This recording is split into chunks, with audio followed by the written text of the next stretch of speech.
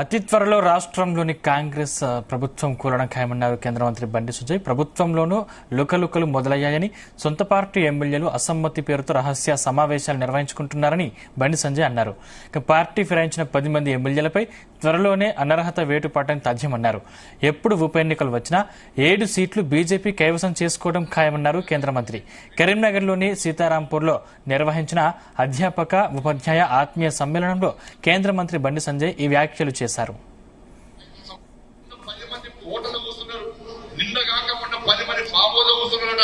ఆ విషయంగా బయటికి రాలే. ఎక్కడికక్కడ కాంగ్రెస్ పార్టీ ఎమ్మెల్యేలంతా రహస్య సమావేశాలు పెడుతున్నారు. స్టార్ట్ అయింది సమావేశాలు స్టార్ట్ అయింది. ఈ ప్రభుత్వం ఉండడానికి గ్యారంటీ లేని వెంటిలేటర్ ప్రభుత్వం ఉంది. ఇలా ఈ ప్రభుత్వం 5 సంవత్సరాలు ఉండాలని మేము కోరుకుంటున్నాం. ప్రజాస్వామ్యంగా ఎన్నుకున్న ప్రభుత్వం 5 సంవత్సరాలు ఉండాలని మేము కోరుకుంటున్నాం. కానీ ఉండాలని వాళ్ళ పార్టీ శాసనసభ్యులే కోరుకుంటలేరు. పైన టాప్ 5 మాత్రమే లాభపడుతున్నాడు తప్ప కింది స్థాయి శాసనసభ్యులకు ఎవ్వరు కూడా కనీసం సంతోషం లేదు. గెలిచిన సంతోషం లేదు. కనీసం ప్రజలకు సేవ అయితే ఒక పైసా ఇస్తలేరు, నిధులు ఇస్తలేరు.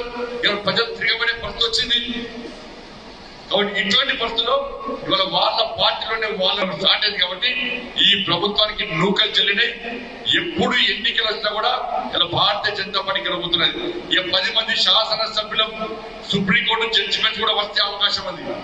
ఆ 10 సీట్లలో ఎన్నికలు వస్తే 10 సీట్లు ఎన్నికలు వస్తే 7 సీట్లలో భారతీయ జనతా పార్టీ గెలుస్తుందని చెప్పి ఇప్పుడే సర్వే చేస్తున్నాం. ఆ క్యూలో నిలబడే పద్ధతి చూస్తే ఇలా ఈ కాంగ్రెస్ పార్టీ ప్రభుత్వానికి గజగజ వణకాలి.